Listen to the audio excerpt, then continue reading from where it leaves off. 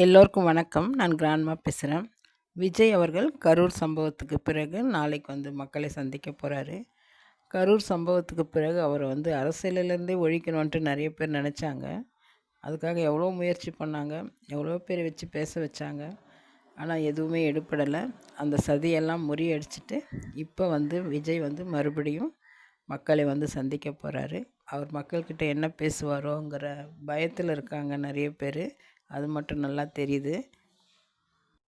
விஜய் அவர்கள் மக்களை சந்திச்சுக்கிட்டு இருக்கும்போது அவர் கேட்குற கேள்விக்கு பதில் சொல்ல முடியல ஆளுங்கட்சியால். அவர் நியாயமாக தான் கேட்பார், நியாயமாக தான் கேட்டார்.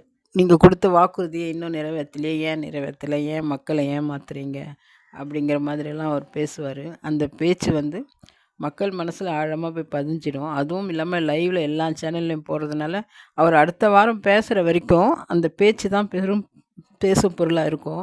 எல்லாரும் அதுக்கு பதில் சொல்லுவாங்க, ஒவ்வொன்றும் சொல்லுவாங்க. ஆளுங்கட்சி சேர்ந்தவங்க சொல்லுவாங்க, அவங்களுக்கு வேண்டப்பட்டவங்கெல்லாம் அதுக்கு பதில் சொல்லுவாங்க. ஆனால் ஆளுங்கட்சியில் முக்கியமானவங்க பதில் சொல்ல மாட்டாங்க விஜய்க்கு. அறிவு திருவிழான்னு ஒரு திருவிழாவை நடத்துனாங்க திமுககாரங்க.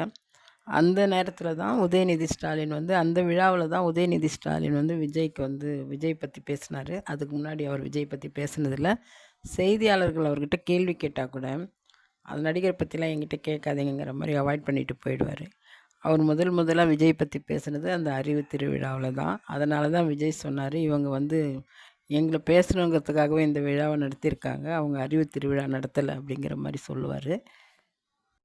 அந்த அறிவு திருவிழாவில் நிறைவு தினத்தன்னைக்கு மறுபடியும் உதயநிதி அவர்கள் விஜய் அவர்களை விமர்சனம் பண்ணியிருப்பார். அவர் என்ன பண்ண முடியும், விஜயை விமர்சனம் என்ன பண்ண முடியும்? அந்த கரூர் சம்பவத்தை பற்றி பேசலாம், அவர் தான் அதுக்கு காரணங்கிற மாதிரி பேசலாம். மற்றபடி அவரை பேசுறதுக்கு எதுவும் கிடையாது. ஏன்னா அவர் மேலே எந்த தவறும் கிடையாது. அவர் இது வரைக்கும் ஆட்சி செய்யலை. அதனால் அவர் மேலே எந்த தவறும் சொல்ல முடியாது. இதை தான் சொல்லுவார் அவர். அவர் அட்டை காற்றடிச்சா விழுந்துடும், அஸ்திவாரம் இல்லாத கட்டடம் அது அப்படிங்கிற மாதிரி தான் சொல்லுவார். அதே தான் மறுபடியும் சொன்னார். ஆனால் அதை விஜய் அவர்கள் பெருசாக எடுத்துக்கல. அவர் முதலே சொல்லிட்டார், இந்த விழாவை எங்களை விமர்சனம் பண்ணுறதுக்காக தாங்கிறதுக்காக சொல்லியிருந்தார். அதே மாதிரி இப்போ நாளைக்கு மக்களை சந்திக்க போகிறாரு. இப்போ மக்களை சந்தித்து அவர் கேள்வி கேட்பார். இப்போ சொல்கிறார் இல்லையா அறிவு திருவிழாவில் விஜய் பற்றி, இதுக்கு அவர் பதில் சொல்கிறாரா? உதயநிதி அவர்கள் விஜய்க்கு பதில் சொல்கிறாரா பார்க்கலாம். அறிவு திருவிழாவில் உதயநிதி அவர்கள் பேசும்போது சொல்கிறாரு, எங்களுக்கெல்லாம் அறிவு இருக்குது, நாங்கள் அறிவு திருவிழா நடத்துகிறோம் அப்படின்னு சொல்கிறாரு. மற்றவங்களுக்கு இல்லைங்கிற மாதிரியும் அவங்களுக்கு தான் இருக்கிறங்கிற மாதிரி சொல்கிறாரு. ஒரு அரசு பள்ளியில் ஒரு விழா நடக்குது. அந்த விழாவுக்கு உதயநிதி வந்திருக்காரு, அன்பில் மகேஷ் வந்திருக்காரு, பெரியசாமி வந்திருக்காரு. அந்த விழாவில் ஒரு மாணவி பேச்சு போட்டியில் கலந்துக்கிட்டு பேசுகிறாங்க. அந்த மாணவி ரொம்ப நல்லா பேசுகிறாங்க. அரசு பள்ளியில் படிக்கிறதுனால என்ன நன்மை கிடைக்குது, என்னென்ன சலுகை கொடுக்குறாங்க அப்படிங்கிற மாதிரியெல்லாம் அவங்க பேசுகிறாங்க.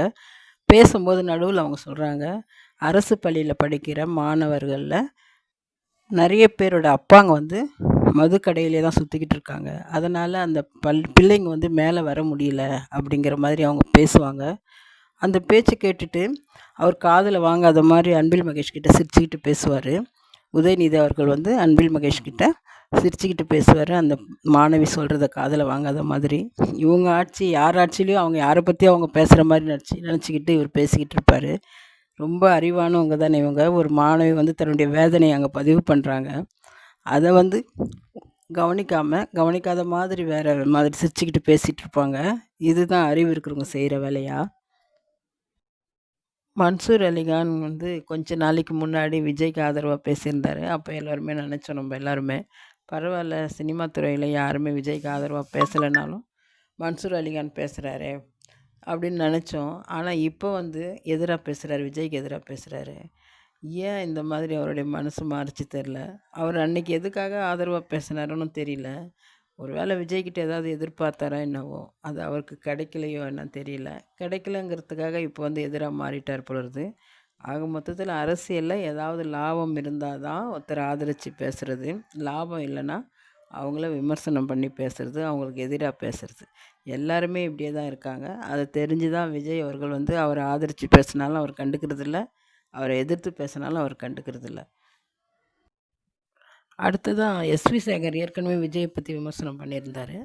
மறுபடியும் அவர் விஜய் பற்றி பேசிக்கிட்டு தான் இருக்கார். இப்போ வந்து சைதாப்பேட்டையில் வந்து இந்த எஸ்ஐஆரை எதிர்த்து ஒரு போராட்டம் பண்ணாங்க. அதுக்கு அவர் வந்திருந்தார் அந்த போராட்டத்துக்கு. அப்போவும் வந்து அந்த எஸ்ஐஆர் பற்றி மட்டும் பேசியிருந்தா பரவாயில்ல. அதையும் தாண்டி விஜய் அங்கே இருக்கிறாரு. இங்கே பாருங்கள் இவ்வளோ பேர் இருக்கீங்க, இந்த இவ்வளோ கூட்டம் போதாதா? விஜய் வந்து கூட்டம் வேணும் கூட்டம் வேணும் கூட்டத்தை சேர்க்குறாருன்னு சொல்கிறாரு. அவருக்கு கொஞ்சமாவது ஒரு அறிவு இருக்கா? அவர் எப்போ கூட்டத்தை சேர்த்தாரு? யாருக்கு போயிட்டு காசு கொடுத்து வாங்க வாங்கன்னு கூட்டத்தை சேர்த்தாரு? வர வேணான்னு தான் அவர் சொல்கிறாரு. பெண்கள் எல்லாம் வராதீங்க, வயசானவங்கலாம் வராதீங்க அப்படின்னு தான் சொல்கிறாரே தவிர எல்லாரையும் வாங்க வாங்கன்னு அவர் கூப்பிடல. எப்படி ஒரு அபாண்டமாக என்னதான் ஆளுங்கட்சிக்கு வந்து ஜால்ரா போட்டால் கூட இந்த மாதிரியா பேசுவாங்க. அவர் யாரையுமே வாங்கன்னு கூப்பிடவே இல்லை. மக்களை சந்திக்கிறாரு, மக்கள் வராங்க.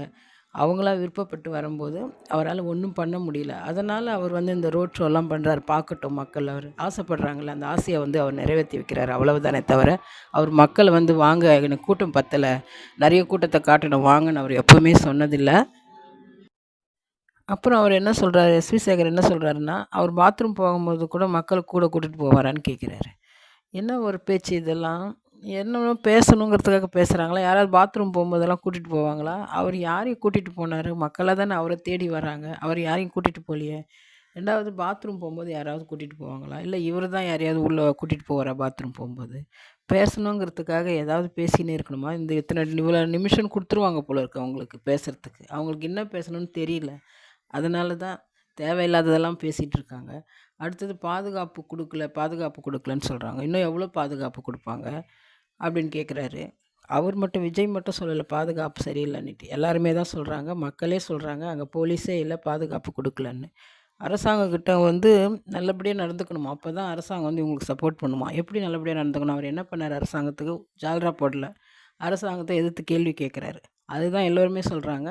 அரசாங்கத்தை எதிர்த்து கேள்வி கேட்டதுனால தான் இவ்வளவும் பிரச்சனை, பாதுகாப்பு குறைபாடு, அதனால் 40 பேர் செத்து போயிட்டாங்க. அதுதான் எல்லாருமே சொல்கிறாங்க. அதுதான் எஸ்வி சேகரும் சொல்கிறாரு. அரசாங்கத்துக்கிட்ட வந்து நம்ம நல்லபடியாக நடந்துக்கிட்டால் அவங்களுடைய ஹெல்ப் நம்மளுக்கு கிடைக்கும் அப்படின்னு சொல்கிறாரு. அப்புறம் என்ன சொல்கிறாரு, அவர் வந்து வெளியில் வரணும், வெளியில் வந்து மக்களோட மக்களாக நிற்கணும், அப்போ தான் வந்து அரசியல் வந்து ஒரு நல்ல தலைவனாக இருக்க முடியும் அப்படின்னு சொல்கிறாரு. அவர் தான் வெளியில் வந்தார், மக்கள்கிட்ட மக்களை சந்தித்தார். வாரம் 2 வாட்டி மக்களை சந்தித்து பேசினார். 2 மாவட்டத்துக்கு போனார். எல்லாம் நல்லபடியாக தான் நடந்தது. ஏன் இவங்க பாதுகாப்பு கொடுக்கல? ஒன்று, அவங்க வந்து அனுமதி கொடுக்கக்கூடாது கூட்டத்துக்கு. அப்படி அனுமதி கொடுத்தா பாதுகாப்பு சரியாக கொடுக்கணும். யாரோ ரவுடி செத்து போனதுக்கெல்லாம் 1000 போலீஸ்காரை போட்டாங்கன்னு சொல்கிறாங்க. இவ்வளோ பெரிய கூட்டம் வரும்போது அங்கே வந்து ஒரு 100 பேரோ 200 போலீஸ் இருந்தால் எப்படி அந்த கூட்டத்தை கட்டுப்படுத்த முடியும்? இவ்வளவும் செஞ்சுட்டு அவர் பிரச்சாரம் வெளியிலே வரக்கூடாதுங்கிறதுக்காக இவ்வளோ சூழ்ச்சியும் பண்ணிவிட்டு, இவ்வளோ சதி வேலை பண்ணிவிட்டு, இப்போ வந்து அவர் வெளியில் வரணும், மக்களை சந்திக்கணும்னா இது என்ன இது? என்ன பேச்சு இது? குழந்தையும் கிட்லிட்டு தொட்டிலும் ஆட்டுற மாதிரிலாம் இருக்குது இந்த கதை. இவரை வந்து பேச சொல்கிறாங்கன்னு எது வேணாலும் பேசிடுவாரா இவர்? இவருக்குன்னு சொந்தமாக அறிவு கிடையாதா? விஜய் அவர்கள் மறுபடியும் மக்களை சந்திக்க போகிறாரு காஞ்சிபுரத்தில். அவர் சந்தித்ததுக்கப்புறம் இன்னும் எவ்வளோ ரியாக்ஷன் வரும் பாருங்கள். அவர் அடுத்த முறை பேசுகிற வரைக்கும் விஜய் பற்றி பேசிகிட்டு இருப்பாங்க. எல்லாமே நெகட்டிவாக தான் பேசுவாங்க. பிடிச்சிருந்தால் லைக் பண்ணுங்கள், மறக்காமல் சப்ஸ்கிரைப் பண்ணுங்கள். நன்றி, வணக்கம்.